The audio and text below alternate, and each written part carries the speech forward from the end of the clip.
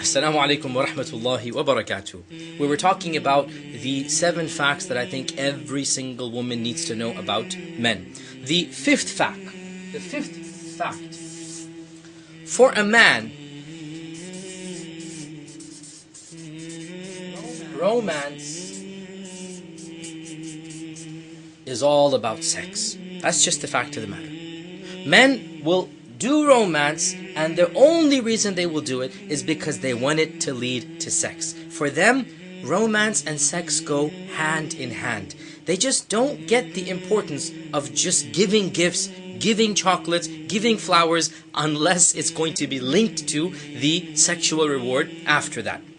And therefore, there is a perception, and it's relatively true, that men are a little bit unromantic. They're inherently unromantic. They're awkward about romance. However, when men are surveyed about romance, an extremely large percentage of them respond that they would like to be romantic.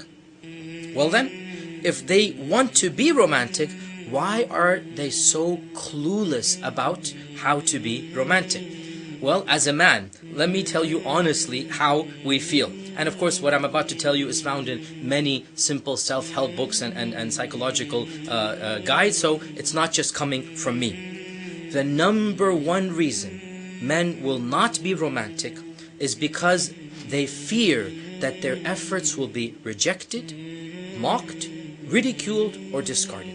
In other words, men feel insecure about how successful their romantic attempts are going to be. So, therefore, women need to be extra sensitive about how they interpret and how they receive his romance. For example, suppose a husband tries to plan a romantic evening, and he goes to a restaurant, or he does this, or he does that.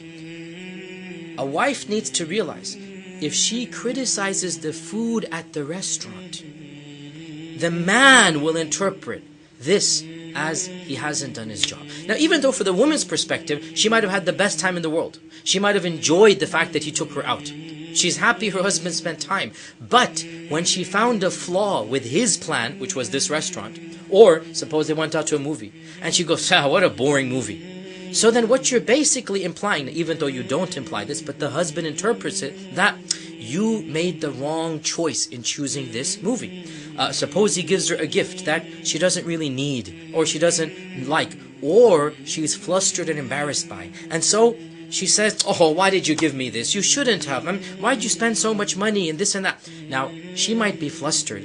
She might be awkward or embarrassed, or maybe genuinely she would have liked another gift. But the point is, the man will interpret as if he failed. And therefore, even if something goes wrong outside of his control, he will feel he was the one who let him down. Now, the point here is that a woman needs to realize that when a man shows her some romance, the intention, the goal behind it is so that she literally melts in his arms. She thanks him, she kisses him, and eventually, yes, it is linked to sex at night. That's exactly why a man would want to do that. Now, another reason why romance is awkward is that the definitions of romance might be different for men and women.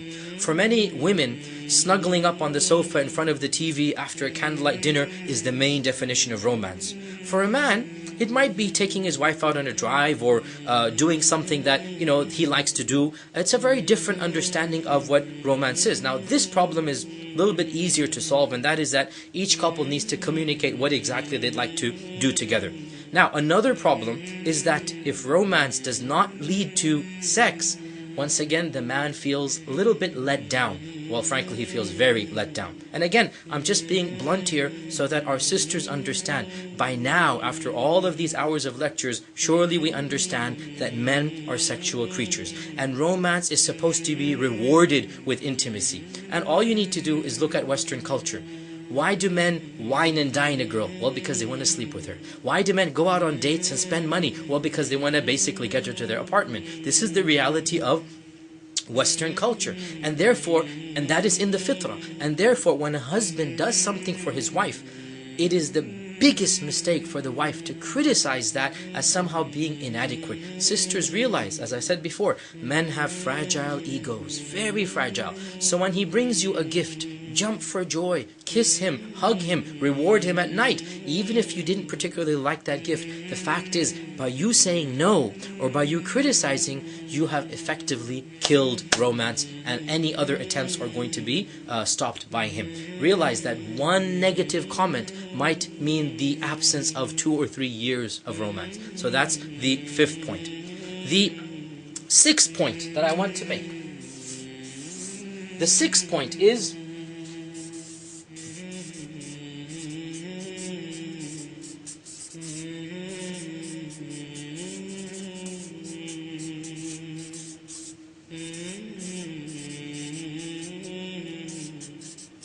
beauty is the attempt to be beautiful. What do I mean by this? Women, I'm going to be very frank here again. Husbands really don't care if their wives' behinds are a little bit bigger than when they got married. But they do care that the wife is attempting to look good. She's wearing perfume, she's wearing makeup, she's looking good. Husbands don't compare their wives to supermodels. They really don't. Husbands are happy with their wives, but they are very irritated and hurt if their wives don't care about their own looks. Sisters, let me tell you, frankly, one of the biggest complaints that I hear from husbands, and one that I also recognize, is that wives seem to spend hours getting ready for a sister's event, for their friends, for going out to a party, for going out to a wedding invitation.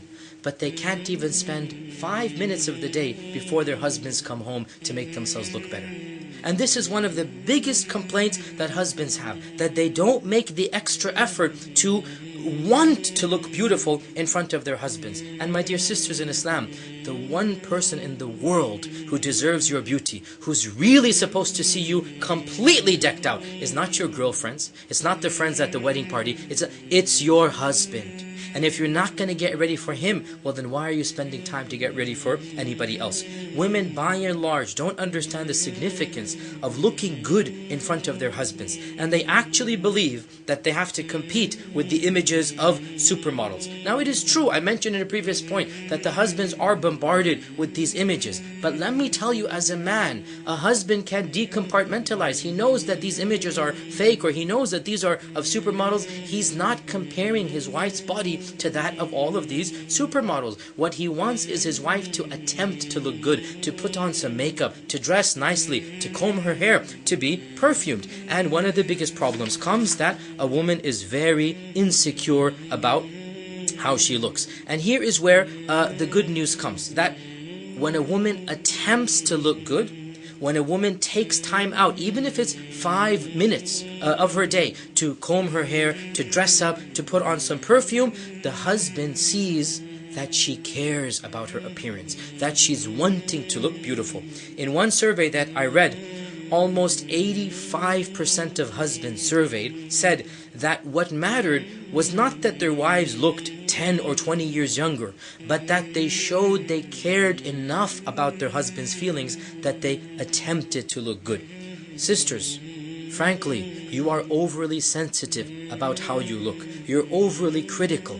Your husband is nowhere near as critical of you as you are. Now, to an extent, it's a little bit healthy to be critical of your own looks, but it is true to say that for most men, what they want to see is their wives attempting to look beautiful, is their wives dressing up. The fact that they attempted to dress up makes them dressed up. The fact that they attempted to be beautiful makes them beautiful. And this is one of the most important and simple points that every single woman needs to realize.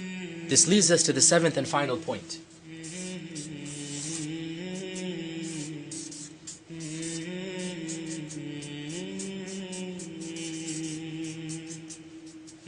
I call it cave time. What do I mean by this? Sisters, wives, realize it is in the nature of men that they need some alone time.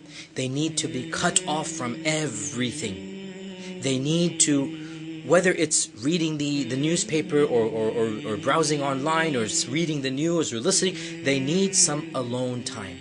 It is in the nature of men that when they have a big problem, they don't tell other people. They sit down and they think about it. or they'll think of other problems and let that work in the back of their mind. So for example, it's very common, men have a big problem, they're going to come home and listen to the world news. It's very depressing, a lot of things happening. You're looking at far bigger problems, and listening to these bigger problems actually helps a man cope with his own problems. Sisters, realize every single husband needs some alone time. It's called cave time. He wants to go into his cave, cut off from everything else around him. So when your husband wants that alone time, wants that cave time, let him go into that cave, but have some time. He needs to realize, of course, he needs to come out as well. Of course, one of the problems is that husbands, when they come out of the cave time, they just want to go to sleep and don't want to spend any family time. Definitely, that's the other extreme. But do realize, men are not as social as women. Men are not as open about their feelings as women. It is a part of being a man to go brood, to go contemplate, to go sit in a quiet corner, and that quiet corner could be in front of the television, it could be in front of the computer, it could be in front of a magazine or book. And therefore, if you have something really important to talk about and you find your husband in his cave, well then, tell him, honey, when are you going to be finished so that we can talk? Now, of course, I mentioned before, husbands need to be fair as well, that if they say 7:30 or 9 o'clock, they better live up to their adjustments and their promises as well. But wives, realize that husbands, every man needs some time alone. When a man walks away from an argument, when a man goes into his room and the wife is having an argument with him, let's say, that doesn't mean he doesn't care. That's his cave time. You need to understand, for a man, a big problem is solved by quiet space, by thinking it through. This is the way he does it. Whereas for a woman, a big problem is solved by talking about it, by talking with her friends, by repeating the same thing over and over again. And a man doesn't solve things this way. Simply understanding this basic fact of male psychology will help going a long way in giving him some free space and allowing him to be who he is. And of course, no doubt, when we talk about the men, we'll say, men as well need to understand that this cave time cannot eat up their family time. There's a time for this and a time for that. These are the 7 primary points that I want every single Muslimah to know about men, so that inshaAllah ta'ala it will help them in their relationships. Jazakumullahu khairan. Wassalamu alaikum wa rahmatullahi wa barakatuh.